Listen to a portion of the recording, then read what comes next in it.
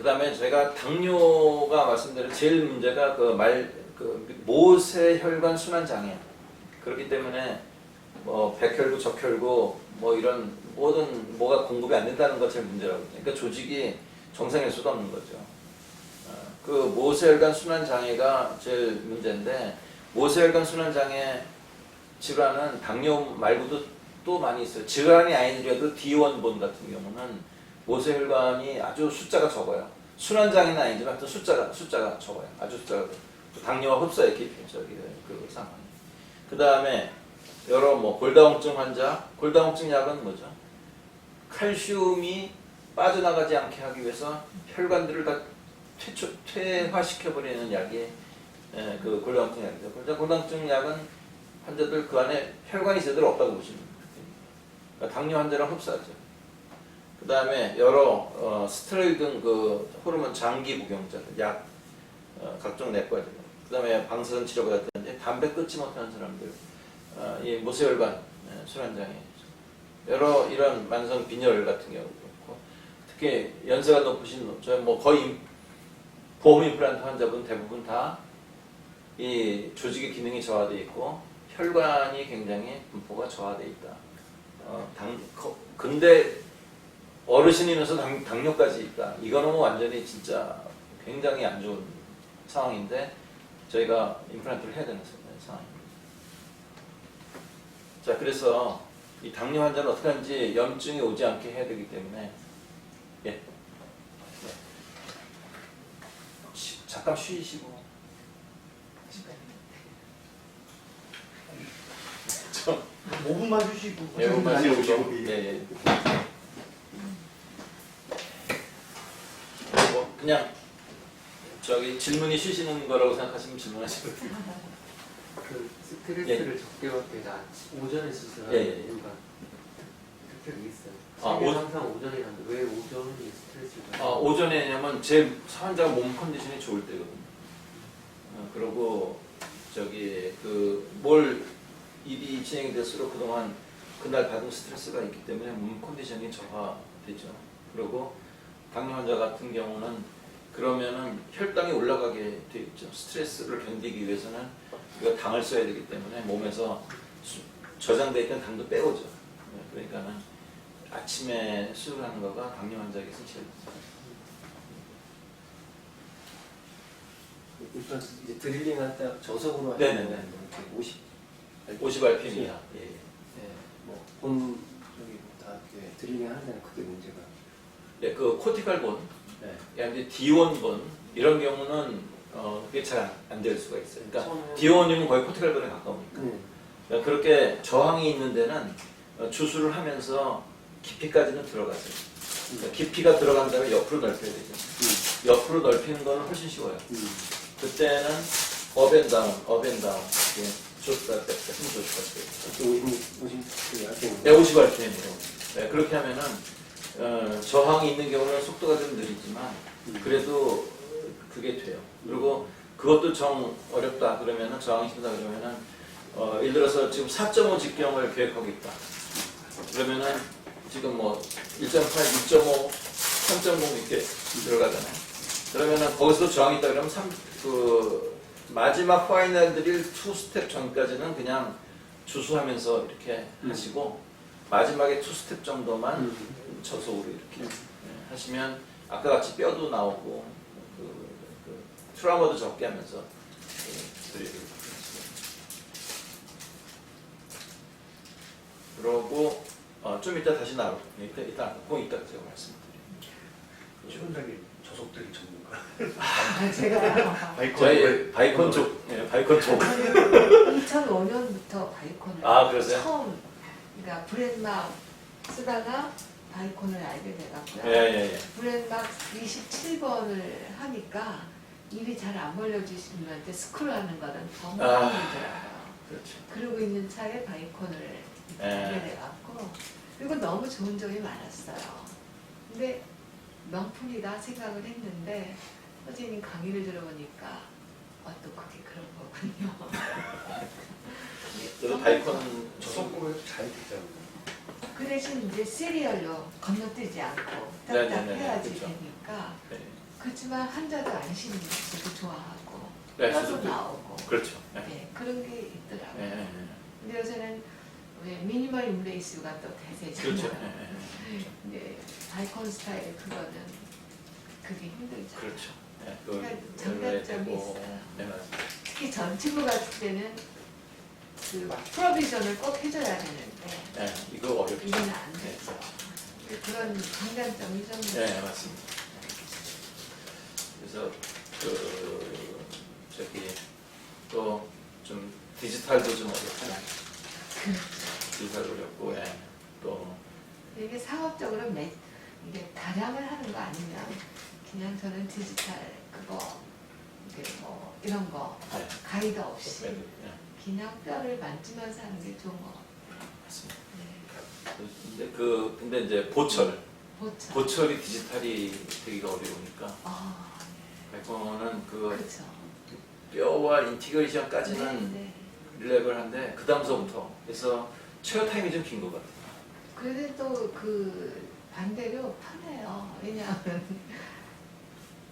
인프레이션을 지대치라 생각하고 그렇죠. 자연치처럼. 이렇게 하니까 또 임시 치아도 그대로 만들어줄 수 있고 네. 그래서 장단점이 좀 있는 것 네, 같아요. 그래서 저는 바이콘 스타일을 엄청 좋아해요. 네. 놓지를 못하겠어요. 아, 예. 그리고 뼈가 낮은 D3라든가 D4 네. 이런 데는 그냥 던져놔요. 그렇죠. 시간만 지나면 딱딱해지니까 그렇죠. 네. 기다리는 게 문제죠. 네, 그렇죠. 어떤 경우는 한 1년 정도 기다렸더니 아, 그 펠리어 테스트 그게 나오더라고요. 근데 환자들한테 하악은 3개월, 상악은 6개월 이런 공식화돼 있던 게 네. 인디비주얼리티가 네, 다 그렇죠. 있다는 조절해. 걸 설명해 줄 수도 있고 네. 그래서 좋은 것 수술 전 예. 항생제 투여하는 거는 아까 1시간 전 말씀하셨는데 네네. 그것만 하루 전- 하루 전이 아니고 하루가 아니고 1시간 전에 그냥 2g만 드시면 같아요. 예, 그거 그냥 한 번으로 끝났대요. 매시브하게 탁 주시는 거네요. 예, 그냥 2g을 예. 경구 투여하는 경구 투여죠. 음. 2g 경구 투여. 그러니까 이게 항생제 드시고 근데 2g을 한꺼번에 먹으면 저 배가 부를 수가 있는데 속이 좀 괜찮을까요? 예민하신 그 뭐 그냥 왜냐면은 이거 예민하신 분들은요 전날부터 드시라 그러면은 뭐 전날부터 배가 아파가지고서는 술 하러 오셨는데 배가 아파서 내가 오늘 아침은 또 뭐 안 먹었어요. 그러면은 수술은 해야 되겠는데 가면 걱정은 되고 뭐 그래서 저는 그냥 딱 1시간 전에 그냥 2g 500mg짜리인데 이게 그거 500mg짜리인데 이게 예예예. 대단하네요. 예. 근데 아메리칸 핫 어소시에이션에서 그 여기에 뭐 밸브가 있다든지 뭐 해서 그 이제 치과 치료 전에 그 항생제 커버리지 하는 권고사항이 1시간 전에 2g 그 한 번 먹고 끝나는 거거든요. 근데 그래서- 건강한 사람들의 경우는 그거 안 먹어도 하고 있거든요. 정상적인 사람인데 지금 저희가 이제 당뇨인 경우는 항생제를 써야 한 10% 성공률을 더 높이는데 그럴 때 항생제를 어떻게 듣냐 그냥 드렸는데 안 잡수시고 오신 분이 제일 골치 아파요.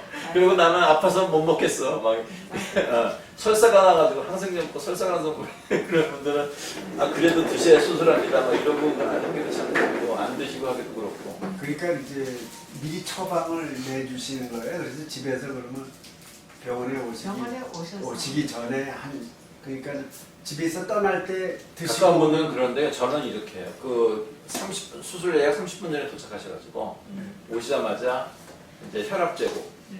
그날 혈압이 괜찮다. 그다음에 약을 드시라고 그러고 30분을 그냥 쉬시게 하고 그 다음에 수술 준비하고 뭐 하고 해서 하고 그러려면 또 한 20분은 또 가요. 그러면 실제로 칼이 들어가려면 약 드시고 나서 또 1시간 정도 후에 칼이 들어가기 그 때문에 약이라는 건 병원에서 준비를 하고 있는 거예요? 아니면 처방을 미리 해놓죠. 처방 미리 예. 해서 환자가 가지고 있는 거죠? 그렇죠. 그리고 사실은 또 잊어버리고 오시는 분도 있어요. 그럼 저희가 사실은 뭐 준비를 해놨어요. 그러면은 똑같은 약인데 뭐 이거 드시고 이렇게 해서 이렇게 하라고 처방은 미리 합니다. 처방은 미리 합니다. 그래서 또 환자분들은 또 약을 왜 안 주냐는 분들이 많아가지고 사실은 그 한 번이면 다 끝났는데 그래도 그 다음날 정도까지 드실 정도로 해가지고 뭐 이틀, 3일 정도 해서 한 번에 하루 양을 드시니까 그래서 하루 이틀 정도 더 갖고 있게 하시면 돼요. 이제 수술하고 나면은 약간 설사가 나도 그냥 그만 드세요 이러면 되는데 수술 당일날 아침에 왔는데 나이가 아파서 더 못 먹고 왔어 뭐 이러면은 수술 당일날 진짜 갈등이 생겨요. 그러니까 이제 보통 환자는 그렇게 안 하시고 당뇨 환자, 보통 환자도 다 약 드실 분들은 전부 다 1시간 전에 1시간 이거 당뇨 없는 환자도 약을 프리메디케이션. 예 프리메디는 그 1시간 전에 2g. 2g. 예. 예. 뭐 그냥 이렇게 수고하겠습니다. 9시에는 저희가 끝내야죠. 네. 근데 임플란트 이제 뼛속으로 깊게 심깁니다. 우리 바이콘 경험하시는 선생님들은 뭐 너무나 잘 이해를 하시는 부분이라 깊게 심어야 염증이 안 옵니다. 이건 뭐 정말 임플란트를 깊게 심어야 페리임플란타이티스가 안 오는 거. 이거는 오늘 이거 하나만이라도 정말 이렇게 해서 에세이를 심으시든지 뭘 심으시든지 저지가 깊게 심으시면 페리임플란타이티스 정말 안 옵니다. 왜 그러냐? 자, 바이올로직 유디스라는 건 자연치, 또 임플란트에서도 바이올로직 유디스는 저렇게 돼 있어요. 근데 이 깊이 심으면 서브머지 타입의 임플란트 깊이 심으면 여기서부터 여기까지가 바이올로직 유디스예요. 그렇기 때문에 임플란트를 여기까지 깊이 심었다 그러면 이만큼의 바이올로직 유디스가 되는 거예요. 염증이 올 수가 없어요. 더구나 위에 이게 뼈가 올라타잖아요. 그러면은 깊게 심은 임플란트, 플랫폼 스위치 어바트먼트 이거는 염증이 정말 오기가 어려워요. 그래서 뼛속으로 깊게 심는다. 그래서 이 외국에 이걸 갖다가 쫙 정리하신 분이 있어요. How deep is your implant? 앞에 비지스에 How deep is your love? 하면서 How deep is your implant? 이 얼마나 임플란트 그 뭐죠? 그 노래면 사랑은 뭐죠? 그 깊을수록 좋다. 임플란트도 깊을수록 염증이 안 온다. 그래서 깊이 심으면 뭐가 좋냐? 그러면 심미적으로 좋은 거예요. 깊이 심어놓으면 나중에 보초를 심미적으로 하기가 깊이 넣어서 이렇게 마진도 조절하고 있기 때문에 그게 좋고 그 다음에 또 좋은 건 뭐냐면은 마지널 본노스가 적어서 저렇게 되어 있는 본이 심지어는 올라타는데 마지널에서 본이 로스가 오고 있습니까? 뭐 안 오죠. 뭐 바이콘 쓰신 분은 너무 달라요. 자, 그 다음에 여기서 이 얇은 연조직, 잇몸이 너무 얇은 경우도 있어요. 얇은 연조직인 경우에는 본 레벨로 심어놓으면 나중에 보철하기가 너무 힘들어요. 막 1mm짜리 어바트먼트를 써도 이게 마진이 위로만 올라오고. 자, 깊이 심으면 그걸 자기가 마진을 조절을 할 수가 있죠. 그 다음에 깊이 심으면 이 대화 크라운이 짧은 경우가 있어요. 크라운이 짧은 경우도 깊이 심으면 보철을 할 수 있는 공간이 넓어지기 때문에 조절이 좋아지고 그 다음에 통계적으로 실제로 논문을 보면은 뭐죠? 이 생존율이 훨씬 높다라는 거가 이게 논문으로 증거되어 있는 겁니다. 그래서 깊이 심어가지고 이렇게 뼈가 이거 깊이 심으려면 드릴을 하고 얼마나 깊이 심었겠어요? 마진 뼈가 3mm, 2mm, 3mm는 뼈가 다 보이게 깊이 심었겠죠. 그래서 저는 이렇게 플랫리스든지 뭐 이게 플랩을 열면 눈에 보이지만 플랫리스를 할 경우는 심고 저기 그 페리오돈탈 프로브로 임플란트 내면을 긁어서 딸깍하고 올라오고 났을 때 그 위로도 뼈가 얼마나 더 긁혀지나 이거를 보면 아 내가 어느 정도 충분히 깊이 심었다 이런 거를 식립 직후에 확인을 할 수가 있죠. 그래서 깊이 심으면 생존율이 높다. 즉 뭐냐면 임플란트 주위염이 잘 안 온다. 깊이 심으면. 그 다음에 이 뭐죠? 요것도 중요한데 코틱 교합력은 이렇게 측방을 받으면서 이게 코티칼 본에 힘이 전달이 되면서 이제 코티갈 본에서 힘을 받아요. 그러나 깊이 심으면 뭐죠? 코티갈 본에 힘이 전달이 안 돼요. 그 안에서만 힘을 받기 때문에. 그래서 훨씬 더 안정적이다. 마지막 보너스가 하고 왔는데. 죄송합니다. 좀 예, 예. 전에 그 슬라이드 거기서 네. 첫 번째 그 이쪽이 맨 이쪽이라나 예, 맨 왼쪽. 이쪽에 예, 예. 본 로스가 그 깊으신 만큼 그 이렇게 본 로스가 오는 거지 않아요? 저는 그렇게 알고 있는데 깊으심었다. 예, 예. 본이 그만큼 저런 식으로 본 네네네. 로스가 오는 거 아니냐요? 아, 저는 그게- 그렇게 알고 있었거든요. 그게 왜냐면 엑스트라 헥스 같은 경우는 어바트먼트와 임플란트의 접촉점 그 갭이 완전히 클로즈를 할 수가 없기 때문에 거기에 그 마이크로 리키지가 있고 세균이 들어가서 익스터널 헥스를 깊이 심으면은 본인으로서 거기까지 와요. 아니 인터널. 아 근데 인터널인 같은 경우는 그 플랫폼 스위치가 되면서 임플란트와 어바트먼트 사이가 완전히 실링되는 디자인으로 되어 있거든요. 그러니까는 서브머지 타입은 깊이 심으면 그 아래까지 본이 내려가진 않아요. 깊이 심으면 아까 본 대로 뼈가 올라타요. 네.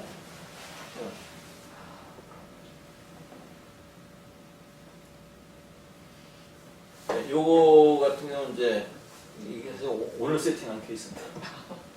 당뇨 환자예요. 당뇨 환자 오늘 세팅한 케이스인데 이게 좀 깊이 심었어요 좀.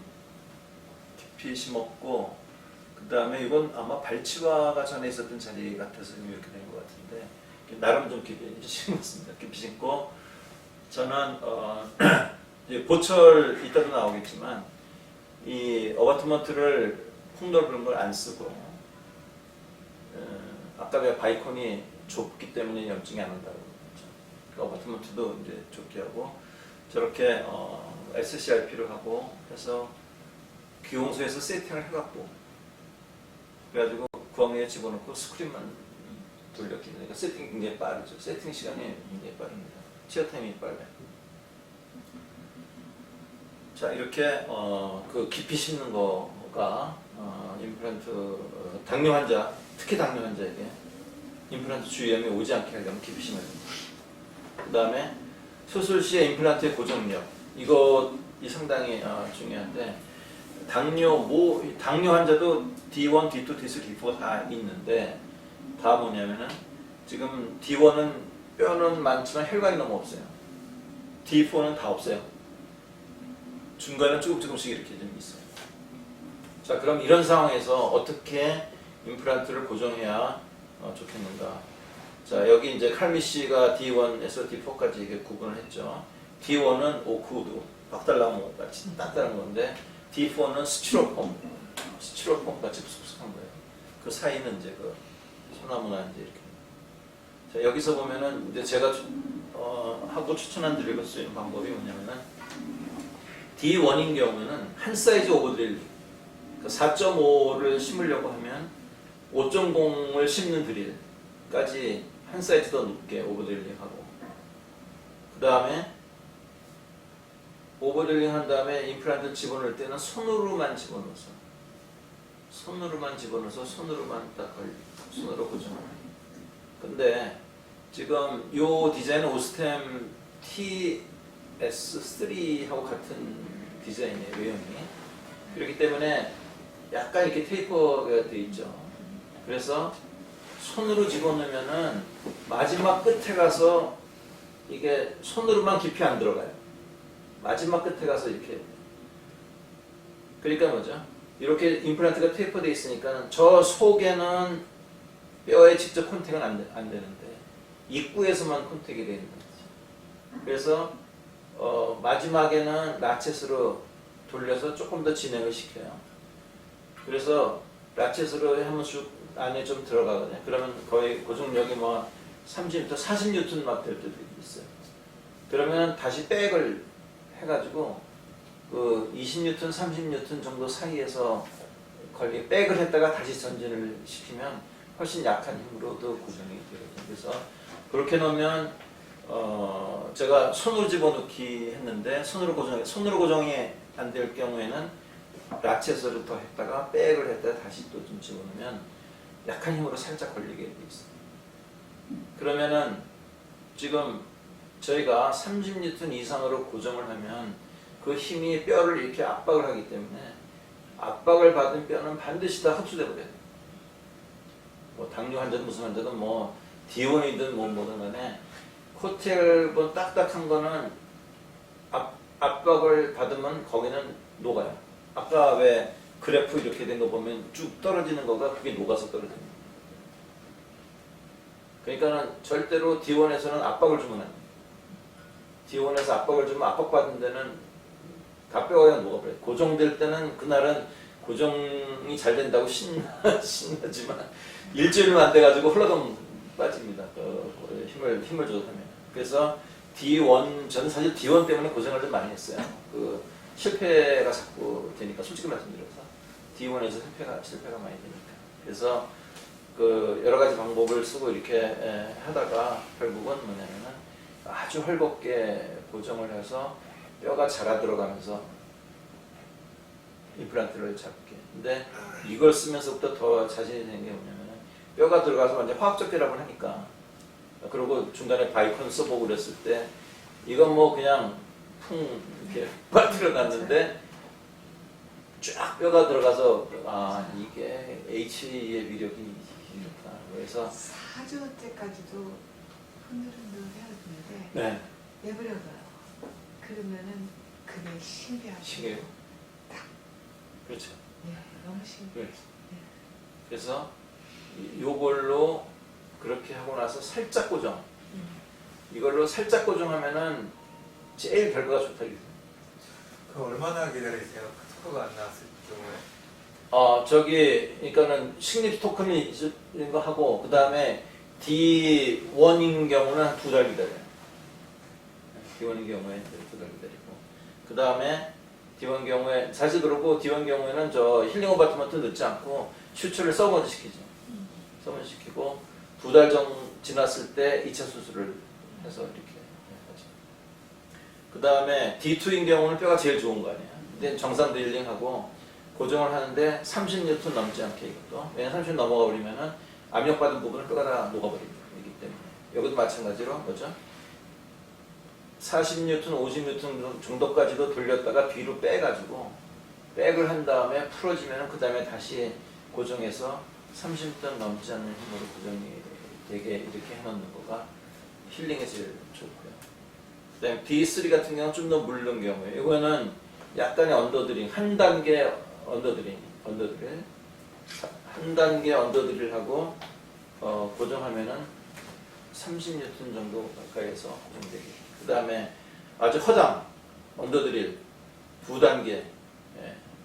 또는 아주 처음서부터 저는 뭐죠, 기본만 해놓고 그 다음에는 오스테오톰으로 넣었다 뺐다, 오스테오톰으로 넣어서 벌리는 거죠. 이렇게 드릴을 하지 않고.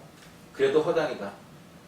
그러면은 뭐죠, 본 파우더를 집어넣어가지고서는 그래도 더 채우고, 그 다음에 마지막에 임플란트를 집어넣어서 어떻게 하든지 손으로 고정을 하되 25년에 어떻게 하든지 나오게 놓으려고 하고, 그 다음에 HA 코팅이 되어 있기 때문에 헐거워도 그 다음에 들어와서 붙는다. 그렇게 생각을 하고 이렇게 합니다. 그래서 임플란트는 이렇게 고정하면은 제일 안정적이지 않을까요? 자, 이 HA 코팅은, 이 임플란트는 사실 원자재 미제, 그 다음에 요거 모양 깎는 가공만 한국에서 일제기계 일제기가 많죠. 일제기가 미국 원자재 가지고 들어와서 이 아이디어는 한국인 아이디어, 숫자 입력하는 거. 그럼 이게 국산입니까, 선생님? 메이드 인 코리아인데 지금 말씀드린 대로 공정은 미국에서 해온 거예요. 그래서 이렇게 해가지고 똑같아요. 그래요. 혹시 선생님이 정하셨어요? 이거를 사실은 제가 이거 생각을 하고 한두 개 회사랑 협력해서 생산을 하는 미팅을 하는 중이었는데 미드웰에서 이거 생산하는 걸 알았어요, 나중에. 그래서 같이 협력해 생산을 해도 최소한 2년은 걸리거든요. 그러면 똑같은 거 나왔는데 그래가지고 이 회사도 저기 협력을 찾고 그래서 그러면은 이미 있는 제품 있는 회사랑 협력하지. 그래가지고 이제 제가 이거를 쓰기 시작을 했죠. 얼마나 되셨어요? 이거 쓰신 지? 제가 지금 7개월 됐죠. 근데 거의 한 300개 정도 심었거든요. 근데 그래서 제가 이렇게 솔직히 말해서 여러 선생님들 다 해보면 다 거짓말 할 수가 없는데 결과를 제가 해보고 결과가 되니까 제가 이렇게 말씀을 드릴 수가 있는 거죠. 7개월 되셨구나. 네. 그럼 그 전에는 뭘 주로 쓰셨어요? 그 전에는 뭐 덴툼 쓰고 네오벤스, 그 전에 찐모 쓰고 그다음에 그 전에 뭐 파라곤, 그 HA 코팅된 거를 30년 전부터 시작해가지고 그 다음에 그 수입된 HA 코팅을 계속 썼죠. 바이콘도 써보셨어요? 예? 바이콘도 바이콘도 써봤죠. 그리고 저기 그 전에는 뭐 스테리오스 많이 쓸 때, 뭐 스테리오스, 전부 다 HA 코팅 같은 것들이죠. 그래서 요거는 이렇게 성적서가 다 미국에서 그대로 이렇게 따라오는 거라 여기 보시면 제일 염려하는 거 HA가 분리되지 않냐. 근데 여기에 보시면은 이게 HA와 저거의 결합, 결합에 지금 텐자일스 이거 잡아 뛸 때 드는 힘이 696kg 중이에요. 저 힘이 있어야지 이게 분리가 됩니다. 그리고 shear strength에서 이 HA가 떨어져 나가는 거는 492kg 중에, 그러니까 저거는 구황내에서 생기지 않는 힘입니다. 저거는.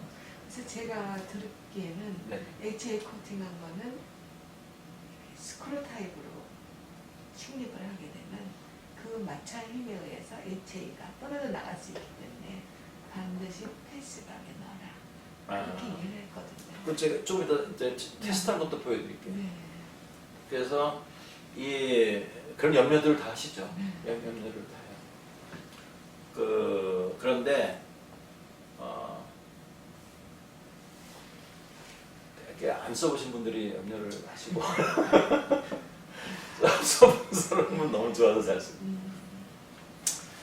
사실 이게 지금 뭐 저희 다 치과의사니까 얘기하는데 이거가 아까 뭐냐면 로딩이 빠르다고 그랬잖아요. 한 달, 두 달. 그래도 저희 병원이 이 환자 이게 턴오버 이게 빨라졌어요. 그래가지고 이거 쓰고 나서 솔직히 말씀드렸어요. 쓰고 나서 병원 수입이 정말 상승해서 코로나임에도 불구하고 지난달이 저희 병원 개원 이래 최대 수입을 그저께는 저기서 먼저 의자가 다섯 대인데 저희가 66명을 환자 숫자가 다는 아니지만 대단하신 거죠. 둘이서 66명을 봤어요. 그러니까 하여간 제가 해봐서 말씀드리는 거예요. 실제로 해보고 제가 말씀드리는 거지 그냥. 이거 저희 권해든 쓴 후배도 분당에서 쓴 후배도 이거 쓰고 병원이 좋아졌어요. 하여간 이 힘이기 때문에 이거를 잡아 띄워서 베낄 수가 없어요. 자, 이게 층위 테스트 해봤습니다. 오동나무에다가 70N으로 해봤어요. 근데 여기 확대 사진 오늘 이걸 취해놨어. 이거 확대 찍은 사진이 있는데 이게 커팅이 70N에서 안 벗겨집니다. 안 벗겨지고 그 다음에 이걸 70N 맥시멈 토크를 줘봤을 때 아까 말씀드린 대로 코팅된 거가 이렇게 물러 빠지는데 어디가 나가냐면은 스크류에서 이렇게 뾰족 제일 예리하게 나가는 그 끝에만 살짝, 그리고 이 나사선 안에 코팅은 절대로 안 벗겨져요. 그러니까 정말 맥시멈 70N 정도에도 안 벗겨지고 더 해봐야 거기 끝에만 좀 나오지 전혀 그거 코팅 벗겨져도요. 그 밑에 거칠기가 국산 SLA 조드하고 같은 거칠기예요. 그 밑에 언더라인 밑에 티타늄의 조드. 전혀 그거는. 그 다음에 또 생각해야 될 건 뭐냐면은 잘 심어놨어요. 심어놓은 다음에 잘 아물어야지 당뇨 환자가 이게 잘 제거되니까 저는 그 레이저를 씁니다. 레이저를 써서 그 로우 레벨 레이저를 쓰면 저준위를 쓰면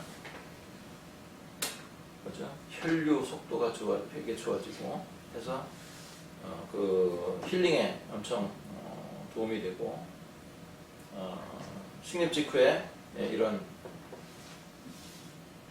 이 파장대가 있어요. 이런 그 조직의 힐링을 돕는 그 파장대가 저게 650나노미터에서 1.3인데 조 파장대에 있는 레이저들이 뭐냐면 다이오드 레이저라든지 그 다음에 오른쪽 끝에 그 약 레이저라든지 그 다음에 LED 라이트 있죠. 그냥 그 LED 등의 파장도 저 안에. 그래서 이 뭐냐면 이 파장대가 세포 활성화를 극대화할 수 있는 파장이기 때문에 그래서 이런 파장대 레이저가 어떤 효과가 있나, 본 힐링에는 어떤 효과가 있나 하는 그 연구를 한 사람이 있는데 여기 보면은 이게 상처 치유가 촉진된다. 항염증 효과, 혈관 확장, 혈류 촉진, 항부종. 그러면 저 당뇨 때문에 안 좋은 조건을 개선해주는 그 효과가 있죠. 항염증, 혈관 확장, 혈류 촉진, 항부종. 상처 치유를 촉진해줍니다. 당뇨의 그거를 개선시켜줄 수 있는. 여기 보면 이제 조직 내 혈류량 증가, 미세순환 형상. 이것으로 이제 이렇게. 이걸 해봤더니 뭐 780나노미터를 해봤더니 뭐죠? 알칼라인 포스파타제의 혈중 농도가 증가됐다. 동물 실험에서.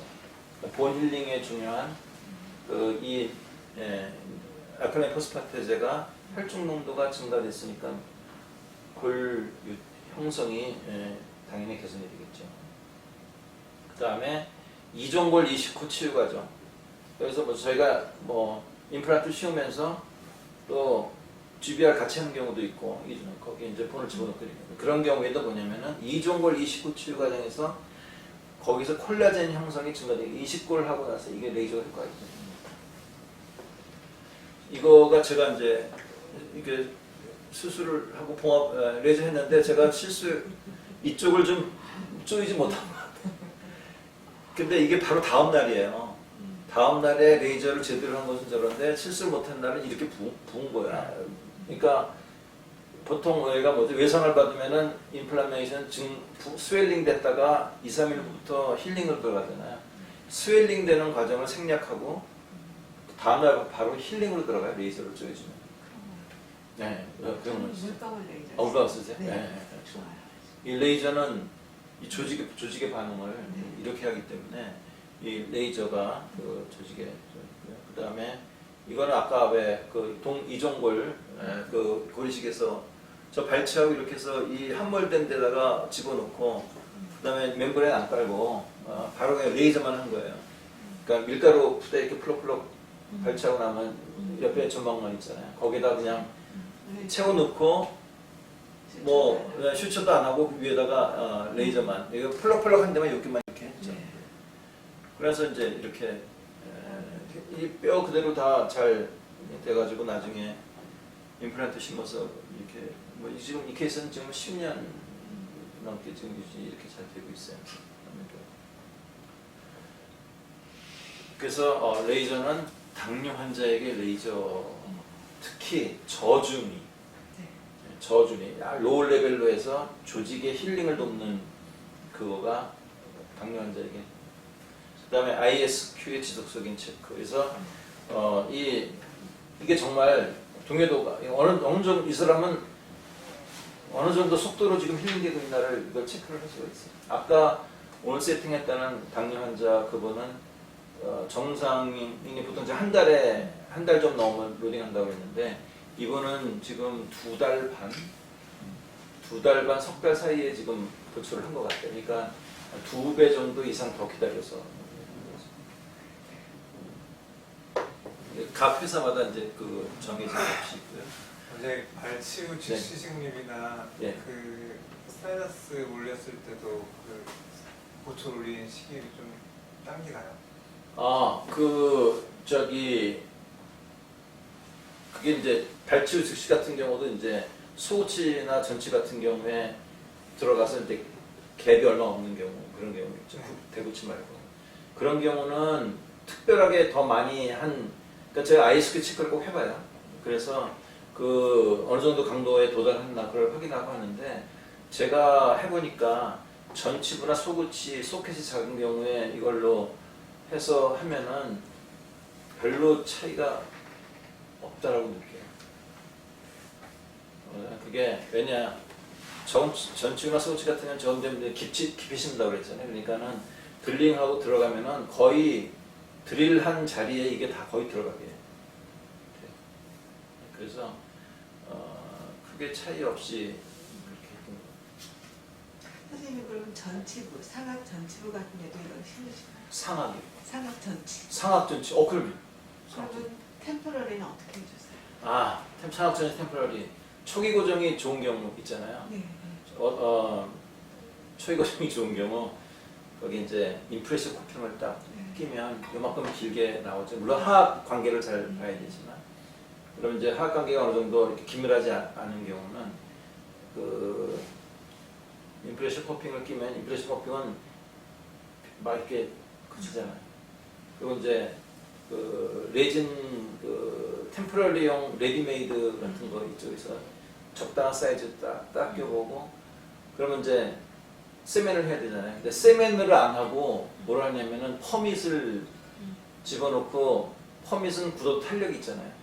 그러니까 퍼밋을 넣고, 퍼밋도 그 색깔이 그 뭐죠? 그 약간 그 우윳빛 같은 그거 얇은 플라스틱 크라운에다가 그 퍼밋을 집어넣고 쓱 집어넣고 라이트 큐어링 하면 색깔 그래도 진짜 근사하게 나오거든요.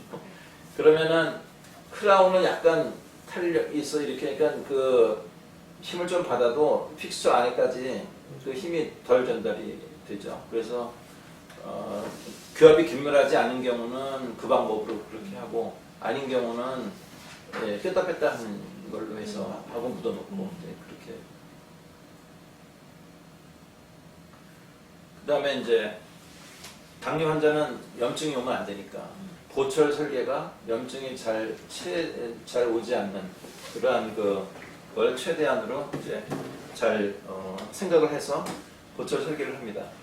요 내용 위에 거의 대부분은 서울대 허성주 교수가 최근에 발표한 논문 안에 들어있는 건데, 페리 임플란타이티스가 발생할 가능성이 조금이라도 있는 조건을 만들어지 않아야 된다. 이게 중요한데, 여기 크라운을 볼록하지 않게 해라. 이 협솔로 해서 이게 볼록하게 하지 말라는 거죠. 잇몸에서부터 미끈하게 올라오는 식으로. 그 다음에 이 출현 각도가 30도를 넘지 않게. 그래서 이 어바트먼트의 직경이 작은 거를 써가지고 그 조건을 만들어주고, 이게 넘으면 30도를 넘으면은 염증 발생의 46%가 증가한다는 논문이 있어요. 그러니까 그 다음에 직경 작은 걸 써야 되고, 그렇게 위생 유지가 쉬운 모양으로 변환해줘야 되고, 리트리버빌리티, 이거는 문제가 생기면 언제든지 빼가지고 다시 소독하고 조처를 취하고 할 수 있는, 그러려면 먼저 이렇게 SCRP로 해가지고 넌 헥사로 반드시, 왜냐하면 헥사가 들어있으면 이걸 빼지 못해요. 넌 헥사로 쓰고 SCRP를 해가지고 이렇게 세팅을 해놓으면 나중에 문제가 생기면 조금만 열어서 풀면 다시 나올 수 있습니다. 그 다음에 이 구강 외에서 전 접착을 해가지고 이걸로 집어넣는데, 그 외에는 뭐냐면 세면 제거 같은 거 안에 조금이라도 남아있으면 염증에 올 수가 있고, 그래서 기용소에서 저렇게 다 세팅을 해가지고 와가지고 입안에서 집어넣고 스크린만 줘요. 그 다음에 보철 중에도 이렇게 조직을 압박하는 리모블 같은 경우는 아까 뭐죠? 당뇨 환자는 모세 혈관 순환 장애. 그러면은 이 압박을 받는 잇몸은 얇아지고 나중에 뚫어져요. 그래서 압박받는 틀니가 있으면은 이 환자는 본인이 우선 쓰기가 힘들고, 당뇨 환자는 그 다음에 그 잇몸이, 실제로 저 레지던트 할 때 여기 메디아스님의 앱세스 환자가 왔는데, 의과 대학의 그 응급의학하고 의사들이 총동원됐는데 이게 원인을 못 찾겠다는 게 이 퍼스가 어디서 온 건지. 근데 나중에 공안외과에서 찾았어요. 입안에 틀니에서 구멍이 뚫어진 대로 해가지고 앱세스가 생겨서 여기 이걸 타고 바로 들어간 거죠.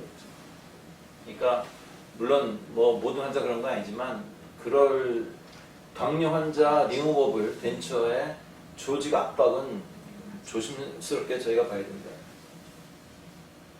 그래서 사실 덴처를 하려면 오버덴처를 하는 게 좋은데 오버덴처 중에서도 뭐냐면은 이렇게 조직이 압박이 되는 컴플리트 덴처에 가까운 오버덴처는 역시 또 그래도 조직의 압박을 받죠. 그러나 이와 같이 바를 쓴다든지 이렇게 스터드 타입의 어태치먼트를 멀티플로 써가지고 오버덴처럼 하면 조직 압박이 안 되기 때문에 사실 요 어태치먼트는 저거는 이제 제가 개발한 거예요. 제가 개발했는데 저렇게 볼과 캡이라 임플란트는 방향이 틀려도 덴처는 한 방향으로 드나들 수 있게 해서 멀티플로 해서 조직이 압박되지 않게 하는 그 어태치먼트입니다. 그래서 브릿지처럼 풀리 임플란트 서포티드 오버덴처를 해줘야 강림 환자들도 큰 컴플리케이션 없이 쓰는 데 도움이 된다 이렇게 말씀드립니다. 그 다음에는 비타민 C, 비타민 D, 콜라겐 합성 돋고 또 위장관 흡수 돋고 그 다음에 보조식품들 있죠. 또 임플란트 힐링에 도움이 되는 그런 것들이 있습니다.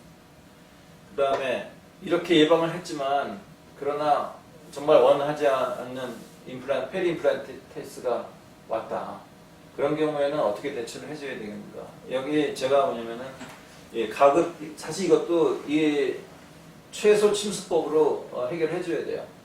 그렇죠? 그러니까 가급적 절개하지 않고 그다음에 치은에도 자극을 최소한으로 하는 방법을 쓰면 좋겠는데 저는 이제 레이저를 써서 이렇게 합니다. 그래서 이 뭐 염증 덩어리가 있으면 큐레트해야 되겠지만 외상은 최소한으로 하고 그 다음에 레이저로만 이렇게 하는데 요거를 한 케이스만 보이죠. 이게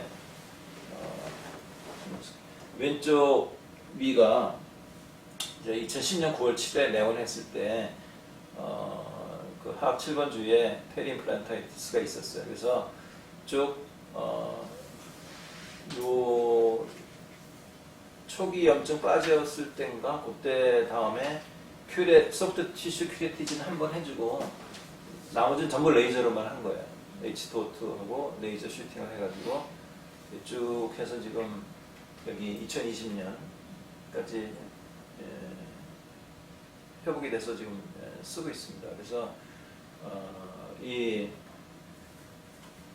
최소 침수법으로 페리 임플란타이티스를 개선을 해주는 거는 저 속의 임플란트의 표면까지 팁이 들어갈 수 있는, 그래서 그 표면까지 닿아서 거기서 이렇게 레이저 직접 오염된 임플란트 표면을 소독을 하죠. 소독을 하고 거기에 블러드 크로스 차면 조금씩 이제 힐링이 되어 올라오고 하는 방법으로 해서 이제 매니지를 그렇게 쓰는 케이스입니다. 그래서 여기까지 그쪽 당뇨 환자 임플란트를 치료할 때 생각해야 될 것들에 대해서 좀 나열을 이렇게 해봤습니다. 너무 감사합니다. 아유, 네.